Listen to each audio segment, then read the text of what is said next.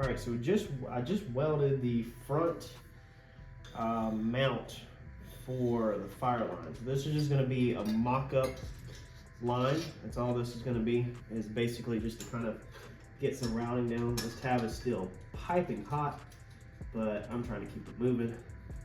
So we're going to route this thing around like this. I want it to look good. I want it to flow. I think we're going to put some zip tie tabs on this chassis so we can zip tie this thing to it, or I'm thinking about putting some clamps on here versus the zip tie thing. So I got to figure that out. But that's what I'm doing now, is just using this line as a mock-up line so it's a little easier, and if I damage it, it doesn't really matter. Just in case you missed it on the last video, again, these things were amazing. $10 on eBay. That's what we're gonna put up the side of this chassis so that we can get our zip ties to it. So let me break a couple of these off and we'll weld a couple on.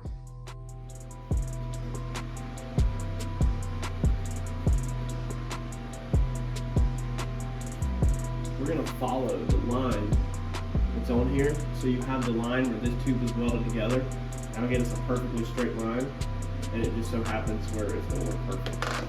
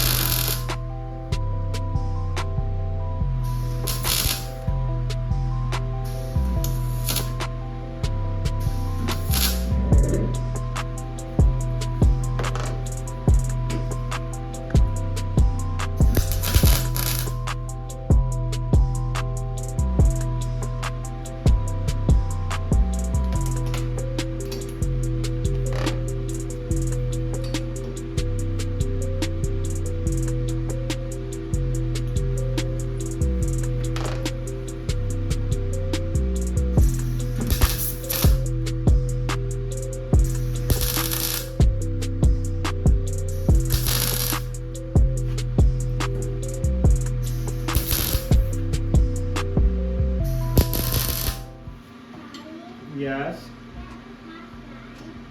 Where's your flashlight? I don't know. You tell me. I'm welding right now.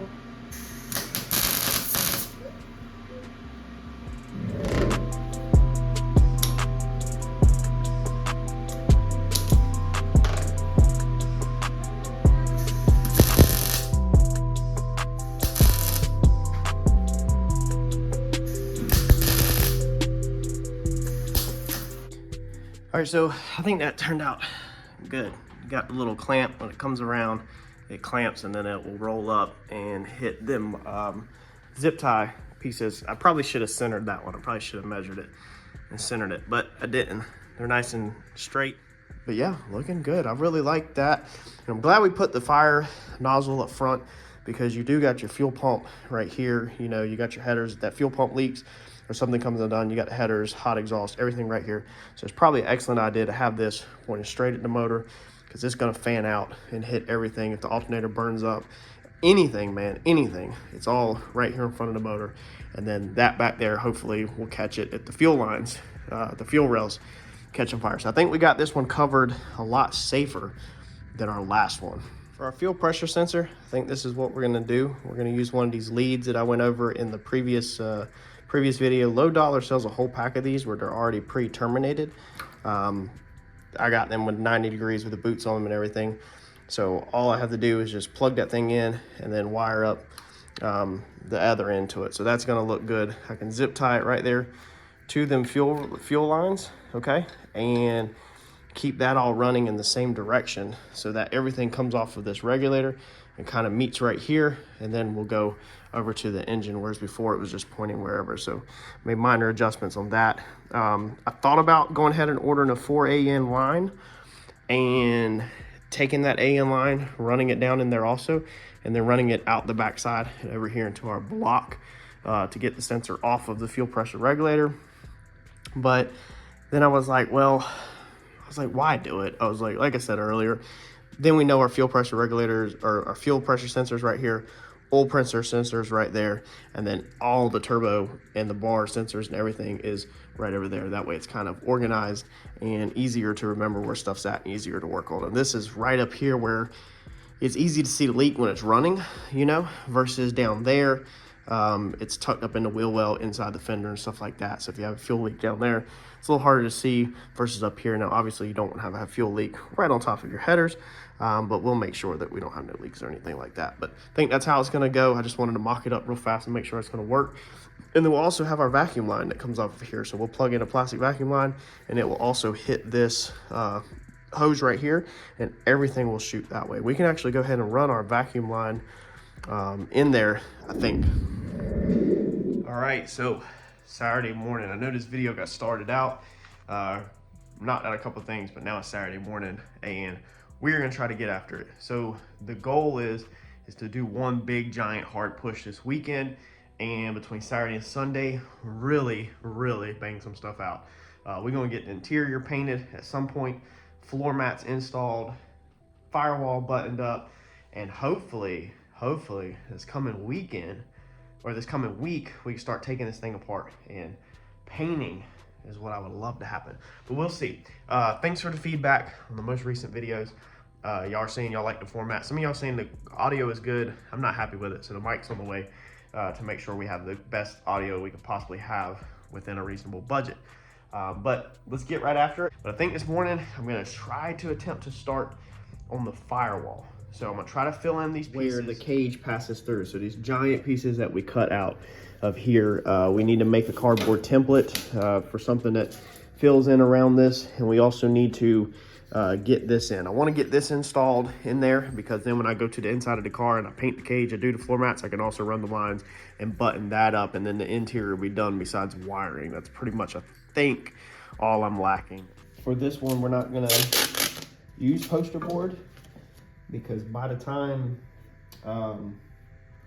we cut the poster board up, it's not even gonna make sense. There's not enough room to really be wasting poster board. You could just take your tape and just build your template out of tape.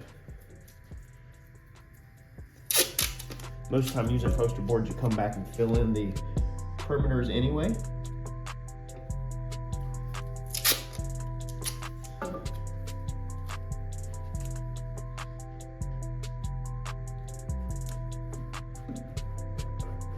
Sorry if I'm blocking the shot. It's kind of hard to get some of these shots with the camera and then still be able to work up inside here. So we're just trying to basically build a template like that.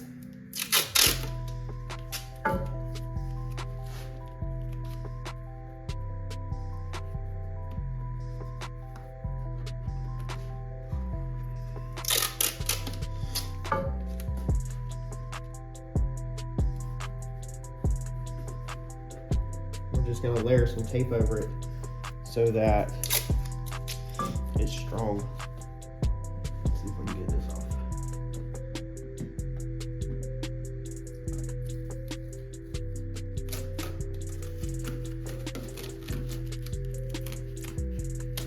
There we go. There's our template. Let's transfer it to aluminum. I think we're actually going to use this. This is trailer skin. This is basically stuff that we use to repair our trailer. It's really thin, so it's lightweight.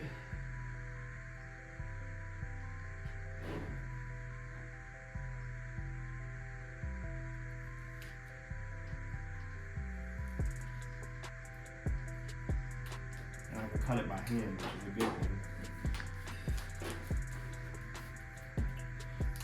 Now,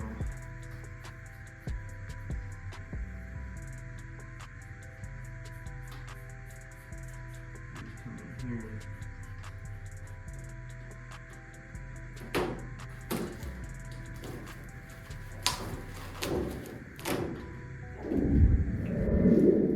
That we got over here, we'll clean up this mess, try to make it a little bit more precise.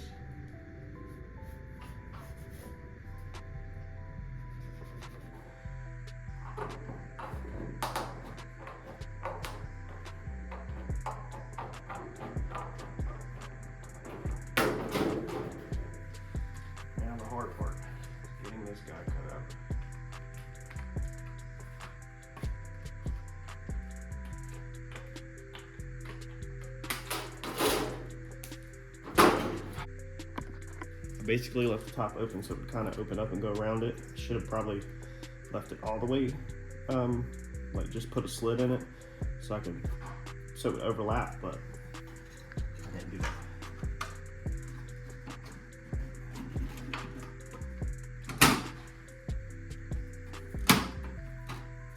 All right, so we definitely don't have it on the tube.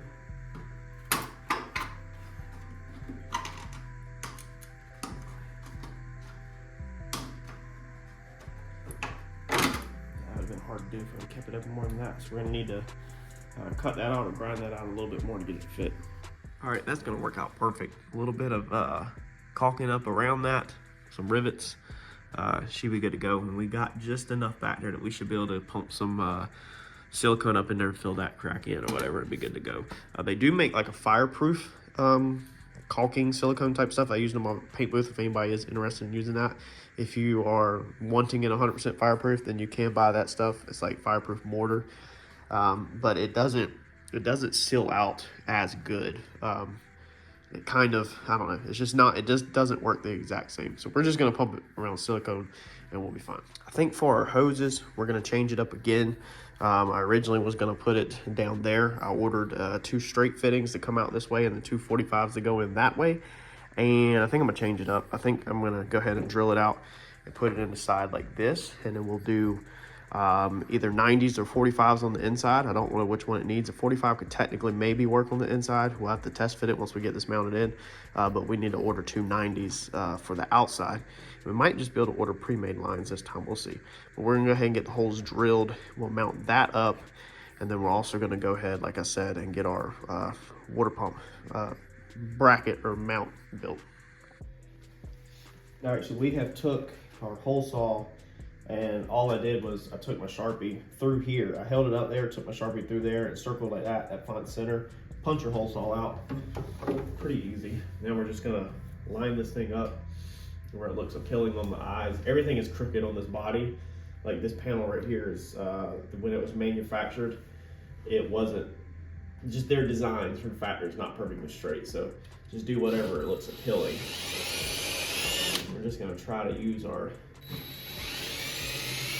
drill to kind of mark where it's gonna go. That would move it all over the place.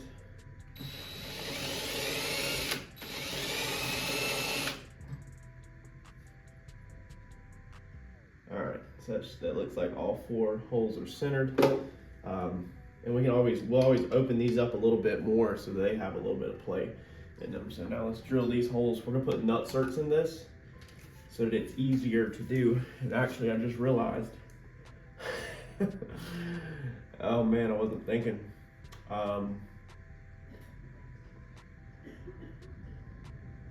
The bar goes through there and it's right there. So I don't know if a fitting will clear that. Wow. Man. All right, let's see if something will clear it. Don't you love it when you mess up like that? I literally was not even thinking about that bar. Wish I had a 90. The 90 is what it really needs right there, but we'll test this 45.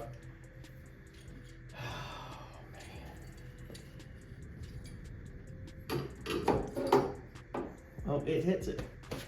If we were down just a little bit, we would have had that one. I think a 90 might clear it, but we can't chance it. Not chance mounting that up. So, what we're going to have to do, what's in the way there?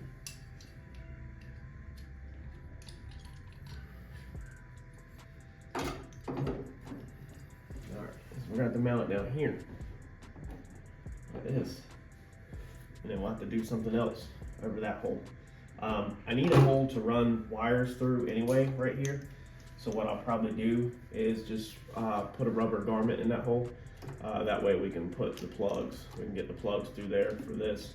That everything that's going right here can just go through there. And always easy peasy. Make it look like we did it on purpose, right? All right, so let's drill another hole. Man, when you're building this stuff, you gotta be able to just go with the flow sometimes. Stuff always don't go right. Now the only bad thing about this is that I don't know exactly where center is on that. I guess I can make a template. We're just gonna wing it. No, we can't wing it. Oh man. Cause see, that was drawn. Just got a little bit of play. Oh man. We're gonna wing it.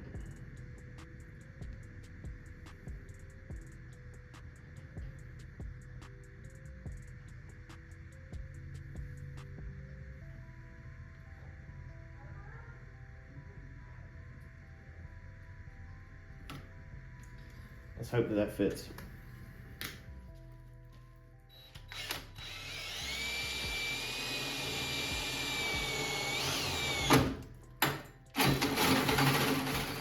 Fingers crossed. Of course, there was also a ground wire back there. Man. Because I don't even go inside and look or nothing. Alright, so that worked.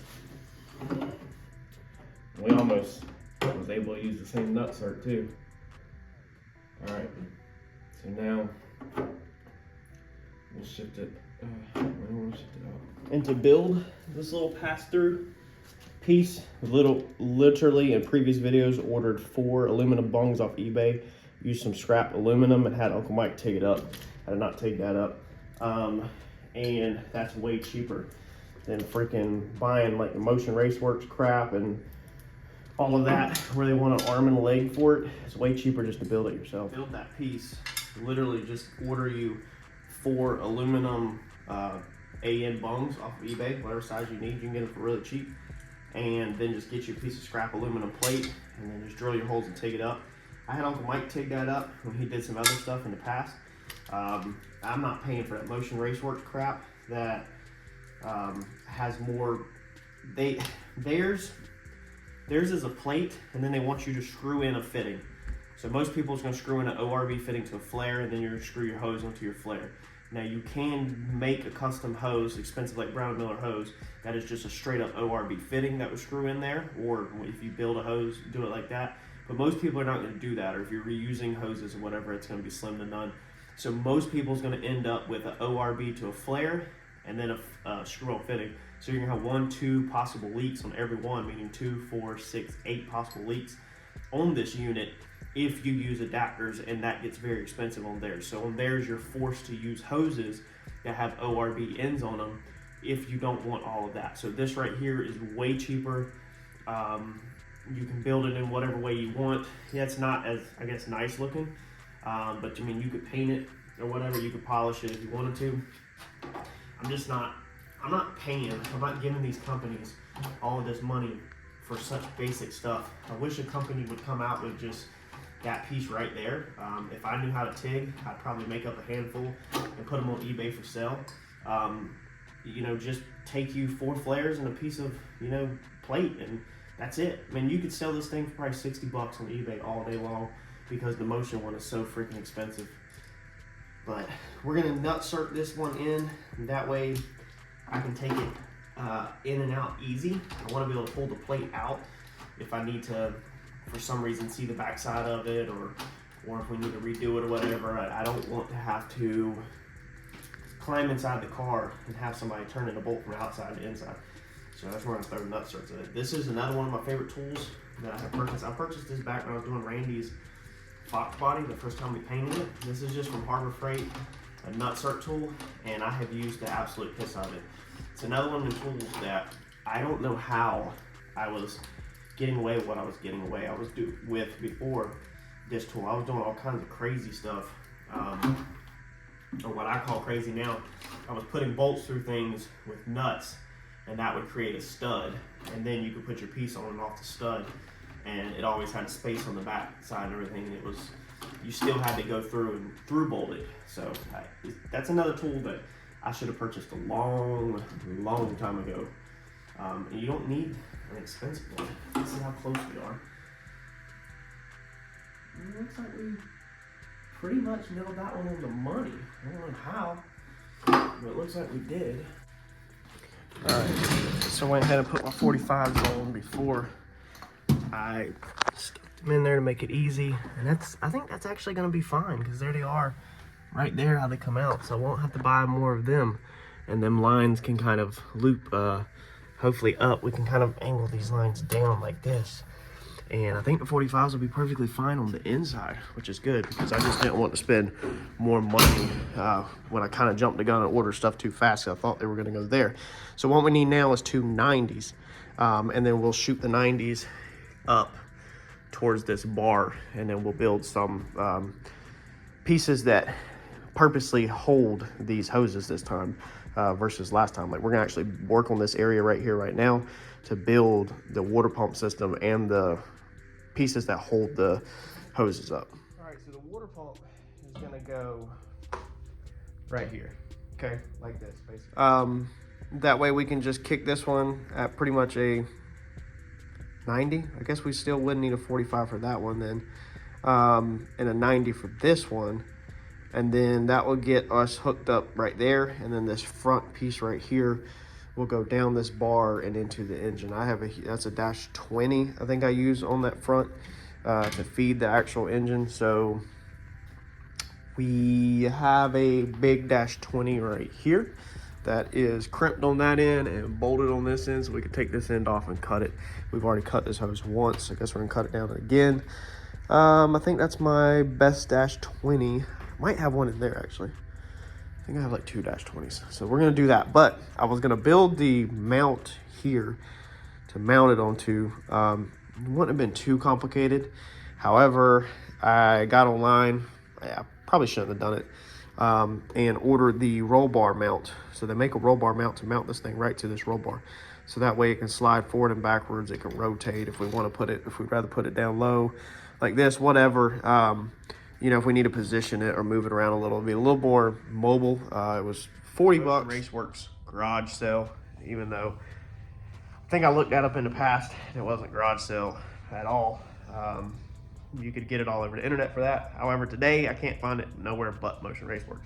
So we ordered that, 40 bucks, and then I used my shop app. So if y'all don't have, I think it's Shopify, or it's called Shop app, just SHOP. If you do check out through your shop app, you'll earn cash back on the app. And then if you're using a credit card like we use, I have a credit card dedicated to the race car, you'll also earn cash back on your credit card.